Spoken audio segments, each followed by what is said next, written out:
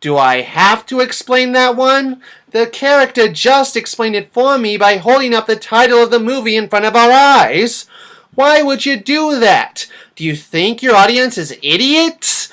If you want people to notice this is an Ice Age tie-in, have whoever that was interact with the M&Ms.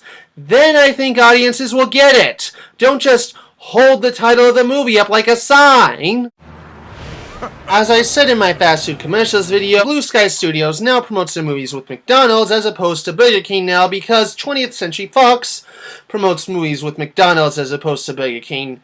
Actually, now that I think about it, Burger King seems to have stopped doing movie tie-ins. Hell, a few years ago they would have had tie-ins with The Amazing Spider-Man or Men in Black 3, but instead those got deals with Hardee's and Dunkin' Donuts.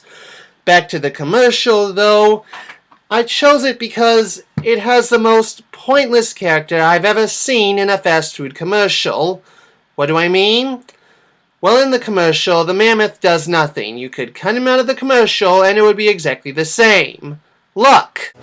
Happy Meal! You can be the hero of the herd. Happy Meal! You can be the hero of the herd. Besides the fact that he's in the movie, why is he even there? I mean, it might have made sense if the other characters were there, but seeing as they aren't, I guess after the abomination that was the last commercial, everybody refused to have their characters be in the new one, except for John Leguizamo and Ray Romano. You might as well cut him out. Nobody would miss him, just saying. I guess it's better than the European commercial, though.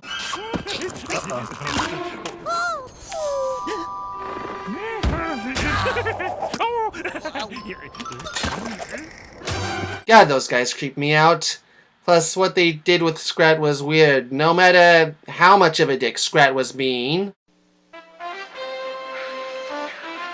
In 1989, Diet Coke promoted Indiana Jones and the Last Crusade. In the commercial, a woman goes to get her husband a Diet Coke and relives the events of the movie.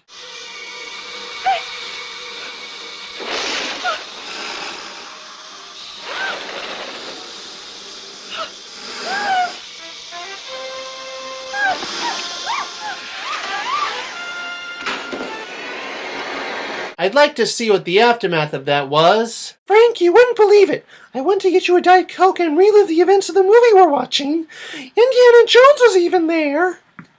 I'm calling the mental ward. We were playing ball when it happened. Fred just froze. So we took him to the feeding station. We tried to be cool and smooth. But we knew only one thing would satisfy Fred's need to feed. McDonald's Mighty Kids meal, which everyone knows is Fred's favorite food. Suddenly, Fred was fine. What did I just watch? Oh yeah, this was for Lilo and Stitch. It's even at the end of the commercial. Now you can get a Lilo and Stitch bobblehead toy, only at McDonald's. I don't know what to say. Coming off the Shrek films, it seemed like everything was going good for DreamWorks, like the public would love anything they did, and so they hyped up their next film, Shark Tale, with a lot of promotion. One company that promoted it was Coke. In the commercial, the main fish comes to life and tries to get Macy Gray's attention while she records a song. Let me repeat.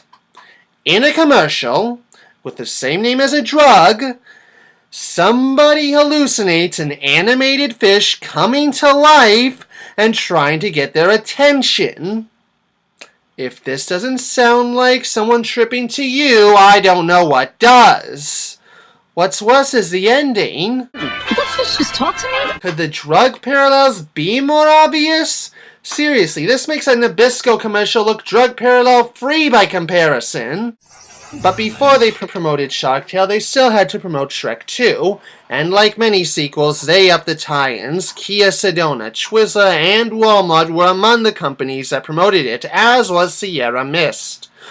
But the Sierra Mist commercial is rather mean-spirited. In the commercial, they pretty much take the scene from the movie where, remember, Donkey says, "Are we there yet?" Are we there yet? For the last time, Donkey, no. Are we there yet? No! Only they end it like this. Whoa!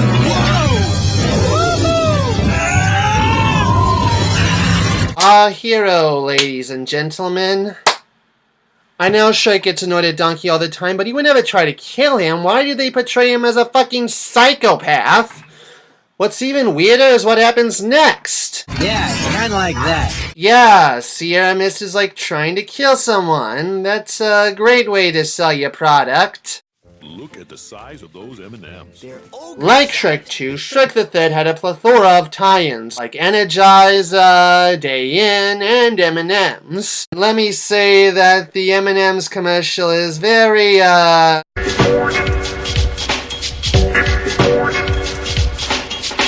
interesting. That is not gonna happen. Still interesting. Who's got me? Remember how Shrek the Third's McDonald's commercial wasn't that great? Well, they also promoted it at McDonald's in Europe, and the commercial isn't too bad, but there is one weird moment. At the end of the commercial, they erupt into a random dance party. There I am. I'm adorable. Yeah.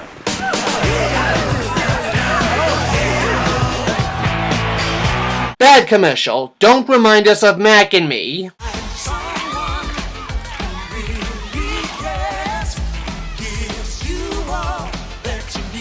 Now with less Jennifer Aniston. Come to McDonald's and celebrate Disney and Pixar. Let's end with a Pixar commercial. Back when Disney and McDonald's were still partners, they had a promotion for Toy Story 2.